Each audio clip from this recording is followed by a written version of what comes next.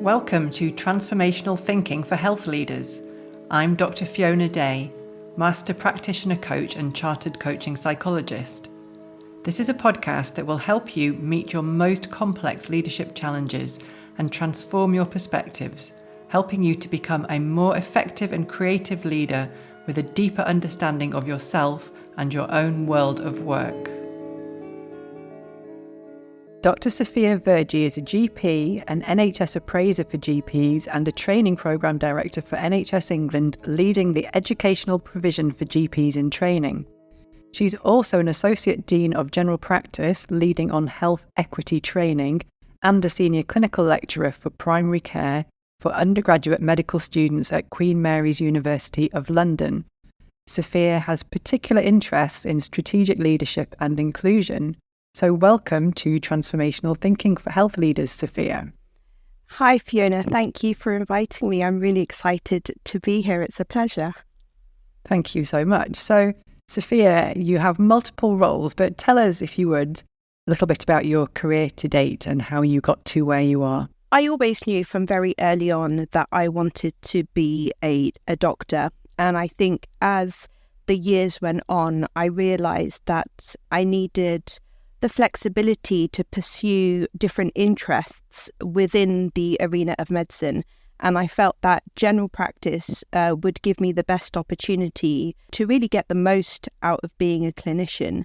So I think once I had established that, as soon as I qualified as a GP around 10 years ago, I was, very clear on my goals of wanting to make a difference, not just for my community, but for neighbouring communities, both within my country and outside, which I think is the core meaning of primary care. So I supplemented my medical degree with a degree in healthcare management and a master's in medical education. And all of my roles since then have been from the position of an educational lead, ultimately trying to enhance the provision of primary care education in the various aspects of my life. That's really interesting. Thank you. And I suppose I'm particularly curious about how you've been pretty clear about what you wanted to do, but also how you've then sought additional qualifications in your field as well. Would you just say a little bit about those qualifications, why you chose them, why they matter to you?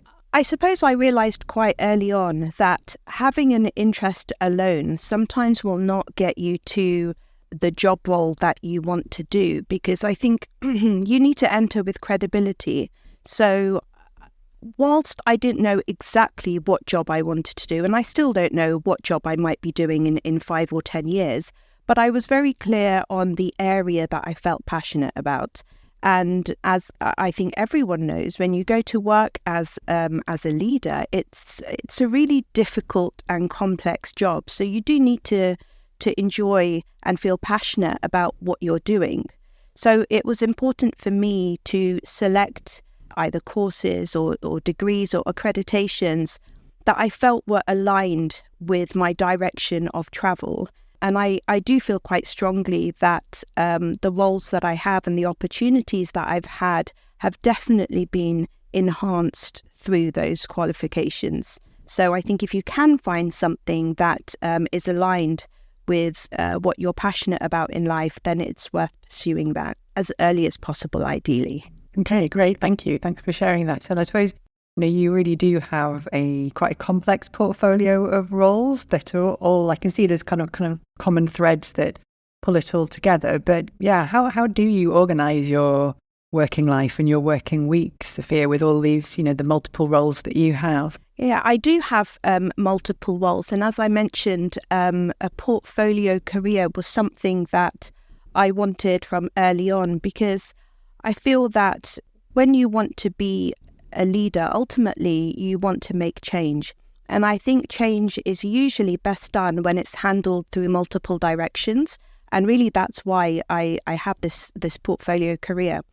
I think the main, tips or strategies that I found have been most beneficial is firstly recognizing your own personality and what your organizational skills are like. it's not for everyone, and it can cause some people a lot of stress. But for those who are naturally quite well organized, I think organization is key. And the second thing would be flexibility. So I think it's naive when you get into senior positions to think, well, I do that job on a Wednesday and that job on a Thursday, so I'll deal with those matters on a Wednesday and the other ones on a Thursday, because, crises and difficulties occur every day of the week. And sadly, those crises don't recognize whether the day is aligned with your role. So I think flexibility to say, okay, you know what, I probably will take an hour of every day just to make sure I'm tying up, any loose ends of those other roles. And it's give and take, because the day that's allocated to that particular role may afford you that time to then give back to roles that you've otherwise taken from. So I think being flexible, being organized, and naturally being able to kind of finish off one thing and be okay to move on to another quite quickly is key. And I suppose I must have those qualities. I can't say I knew I had them, but when I started my portfolio career and I realized that I was thriving having those multiple roles and seeing how they all ultimately fed into, the one goal that I felt quite passionate about, enabled me to, I suppose, flourish as a portfolio GP. So I would say for anyone who isn't sure whether they can do more than one role is, I think, just take some time to reflect on your own personality and your own characteristics and, go for something that complements them, because it's good to enjoy what you do at the end of the day. So something for you there about that, the kind of the longer term goal that you had in mind, but these roles all complement each other, I guess, and feed off each other too, don't they? And I suppose I'm particularly curious because I know you're kind of involved in both undergraduate and postgraduate education and postgraduate training as well. So I guess, what are the main differences between educating undergraduates and postgraduates? And then so I was thinking about, as a leader, are the skills that you need as a leader in both of those contexts, are they the same? Are they different? I naively at the start did not think there would be a massive amount of difference between undergraduate and postgraduate education. But I remember starting in postgraduate and thinking, okay, this is what education looks like in medical, in the medical sphere. And then starting undergraduate, feeling like I'd had no experience in education whatsoever. So they are different. My perceptions are that with undergraduate medical education, there's a strong focus on evidence-based. There's a strong focus on educational theory underpinning every activity that you do. And a lot of time is spent on innovation, doing new things, testing them, seeing if they work, and then writing them up for dissemination. So academia is a heavy part of undergraduate medical education. Postgraduate medical education, for me, has certainly been the concept of being on the ground. So really, what are the barriers and what do we need to do today in our practice so that our doctors that are training to be GPs can successfully complete the program? So what are the pressures that our trainees are facing? What are the pressures that our GP tutors are facing? And what are the pressures that our practices are facing? And what can we do to just make that work today so that we can get people through the system and scaffold our workforce? Because the goal here in all of my portfolio roles, and I'm sure for anyone who is in the medical profession, it's patient care. That's the bottom line. And so whilst we invest in our medical students because, we see the future and we see that they will meet the patient's needs, we have trainees that are seeing patients today, and we need those patients to be seen safely. And that means we need practices that have the capacity and the resources and the doctors to do that. So investing on things today on the ground is really where the focus of that postgraduate element is. And that involves more kind of quality and coordination and, and just being ready to troubleshoot the day-to-day, practice issues, I think. So there's something there then in terms of the kind of the pedagogy, is that the word for it? The educational theory for undergraduates that's particularly kind of at the forefront of your mind, but by the time you're educating postgraduates, it's very much kind of they're out there in the real world working with patients here and now today, and quite a whole kind of systems approach that you need to have in place to enable them to successfully complete training in order to be able to be effective in delivering patient care. Thank you for sharing that. And I guess in terms of, you as a leader, are you drawing on the same skill set, different skill set? So despite the fact that both of the roles are very different and both of the roles bring different skills out of you, I think to be a good leader actually requires the same characteristics. So I think being a good leader is able to take a more bird's eye view as to what it is, what's the end goal, what are we trying to achieve here, and then being able to share that with the people that you're working with, no matter whether they are, faculty at a medical school or whether they are, practice managers and GPs, but being able to share that vision and get everyone's buy-in and to do it in an inclusive way so everyone feels that actually they're part of that community that you're trying to build. I think those are the key skills that, leaders would need irrespective of exactly what sector they would be working in. And how do you do that in reality then? What's your approach in terms of inclusion? I know that really matters to you, and I can really hear that in your, what you were saying just there. But so in terms of, sharing tips for other listeners, how would you go about really being inclusive in how you create a vision and share it with other people? Yeah, I am passionate about inclusion. There was a lot of things I was passionate about, but I didn't realise that they came under the banner of inclusion until quite recently. And that's why last year I decided to become an accredited inclusivity trainer, because I wanted to be able to help people to offer the inclusive environment that they want to offer. A lot of people want to be inclusive, but they're not entirely sure how and what that looks like. And I would summarize it as maybe just 2 or 3 key things. I think the first thing is to be non-judgmental. So when someone says something to you, there is no need to pass judgment on it. Or if you observe something, there's not always need to pass judgment on it. Sometimes it can just be an event.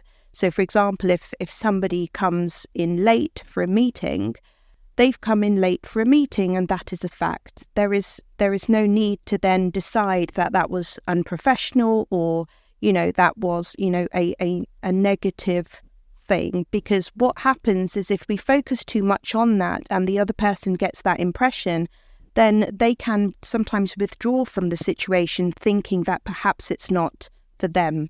And actually, if we want to grow as a society, we know that the more opinions we have, the more skills that we have, the more views that we have, we are likely to cover all bases and be the best that we can be. So we need that person there. So we can't really have them withdrawing over a situation where they came late. So I think, not passing judgment, number one, doesn't exclude those people. And also, number two, gives a safe platform for them to perhaps explain why they had come late. And it might be, that they are actually undergoing, a very extensive personal situation, which maybe you could even help with, that would even prevent them from coming late, like changing a meeting time or something like that. So I think being non-judgmental is key. And I think the second thing is to be compassionate. So, and what that means is to just have a think about what it might be like for you. For example, if you had a personal situation going on at home and you had a meeting time which just was not gelling for that, how might you feel in that situation and be pulled in so many different directions?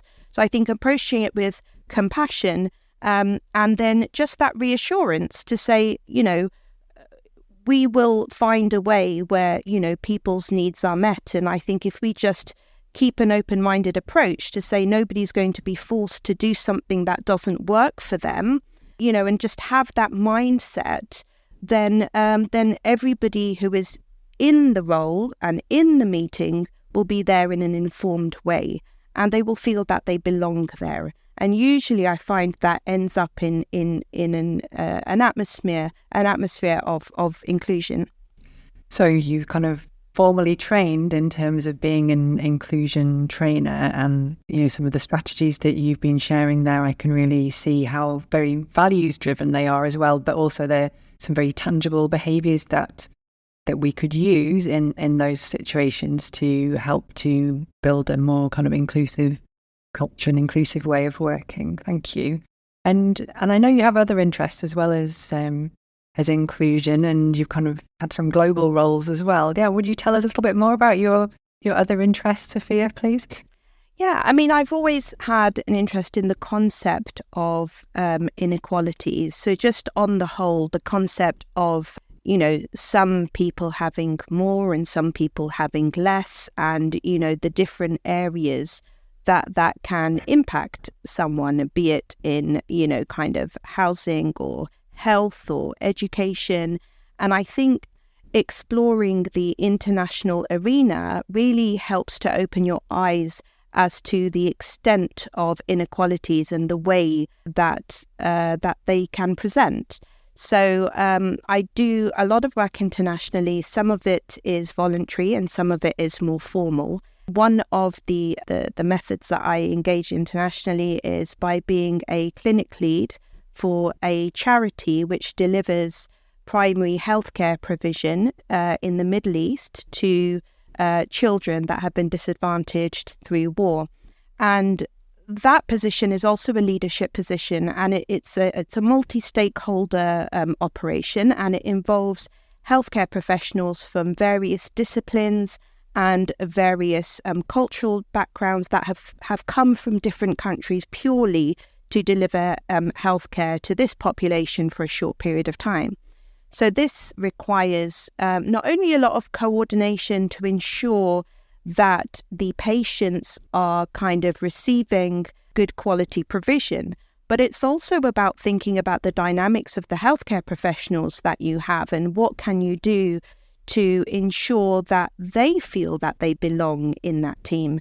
And I strongly feel that in that sort of situation, it can be so easy to think, oh, I feel so sorry for this country. I feel so sorry for these children. But actually, I feel this is a great opportunity for, reverse mentoring, where actually the healthcare professionals are learning just as much from the country and the survivors and the situations, and that is enhancing their growth just as much as the patients are receiving, this tangible medical care from the healthcare professionals. And I think I very much push that with my team to say this is, reciprocal learning. So always, be grateful for what you've received from this, rather than see it as that you gave up your time.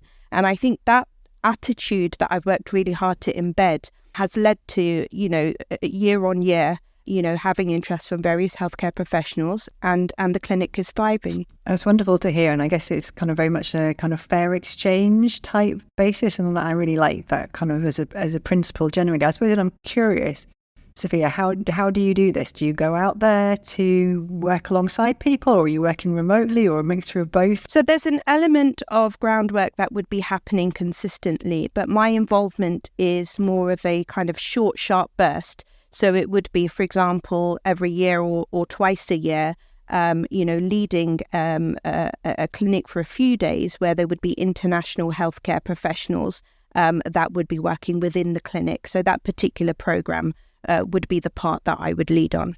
Okay, great. Well, it's amazing to hear that you're doing that as well. And it sounds like you've been involved with them for quite some time as well. And I guess I'm just kind of curious, of all the things that you've done so far, like what you feel most proud of? I think the thing I'm most proud of would be that I've made an informed decision to be in the roles that I'm in, and I'm very clear on how they align with my goals of what I want to see in terms of, inclusion and equity, and improving communities.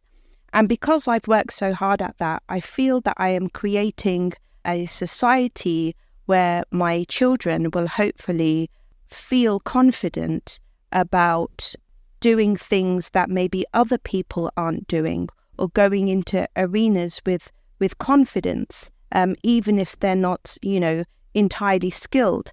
And I hope that I am, creating a world where they feel that change is on their shoulders, and that actually if we sit and wait for the world we want to see, well, I don't know whether we'll see it or whether our grandchildren will. So I think the thing I'm most proud of is that whereas it's possible sometimes to come home and feel guilty and think, have I worked too much and I haven't been there for my children? I think on the whole, I feel quite comfortable that when I come home, I can tell my children what world I'm trying to build for them, and that I expect them to take full advantage and ownership over a path that I am paving for them. And I expect them to walk on that path and do the things that perhaps weren't possible 5 or 10 years ago. So I think that's probably what I'm most proud of. So something there around that kind of paying it forward, that future kind of legacy, isn't it? That kind of being a wise ancestor and laying the strong foundations for them, but also, I guess, in terms of, your own family and laying some pathways for them to move forward into the future. And I love how you're so clear about what you want to do and why you're doing things, and it's kind of, so wonderful to hear that enthusiasm that really radiates from you for the work that you're doing and your commitment to it. And I'm curious then, Safiya, about the future. I know you said earlier, I don't know where I'll be in 5 years' time, but I suppose I'm curious around your thoughts about the future and your career and where you might want to take things and the impact that you might want to have, the kind of the legacy side of things. Would you share a little bit about that, please? I think the most important key when you have to answer a question like that about where you're going to be is to ask yourself who you surround yourself with, because actually these are the people that are going to help shape where you're going to be in 5 years. You've mentioned a couple of times that I am quite, articulate or clear about what my goals are. But actually, I had feelings before they were goals and before that they were words. And actually, it was having people around me that helped me identify what those feelings were aligned with within the arena that I work in. And so in 5 years, I believe that I will be continuing to follow my passion and my direction, and I'll be making informed decisions, and I will be changing my roles and developing them. But I think the exact roles that I would be doing, I'm not sure about, but I hope that they will be evolving and dynamic. I'm somebody who doesn't like to be stagnant. So when I feel that I have gotten everything I can from a role and given everything that I can, my role is then to try and help somebody else to do that whilst I then move on. And I think that concept of kind of role modeling and identifying leaders very early on is a key part to me in 5 years, feeling that I've continued to progress. And I hope that in 5 years, I have built even more people and more support around me to help me to identify what those roles might be. So all I can say at this point is I hope in 5 years that I'm just as kind of satisfied, passionate, enthusiastic and active in achieving my goals and achieving what I want to see in society as I am now. Thank you for sharing that. It's really inspiring. And I also love how you're kind of thinking about your exit from particular roles and how you want to make sure that you've kind of upskilled people around you and kind of, helped other people to learn and grow into their own roles as well so that you can move forward too. So Safiya, thank you. It's been wonderful chatting with you and hearing all about, you and your career and your multiple different portfolio roles and your leadership. And thank you ever so much for taking the time. No, it's been really nice to talk to you, and thank you for the questions that have encouraged me to think about, how I did get where I am, and that I do need to get somewhere else in 5 years. Well, thank you ever so much for being here with us today. If you've enjoyed this podcast and would like to find out more, head over to www.fionadayconsulting.co.uk and you'll receive 3 hours of free CPD, the Health Career Success Programme, when you sign up to my newsletter. And there's loads of other resources to support you as a medical or public health leader on my website too. Thanks for listening.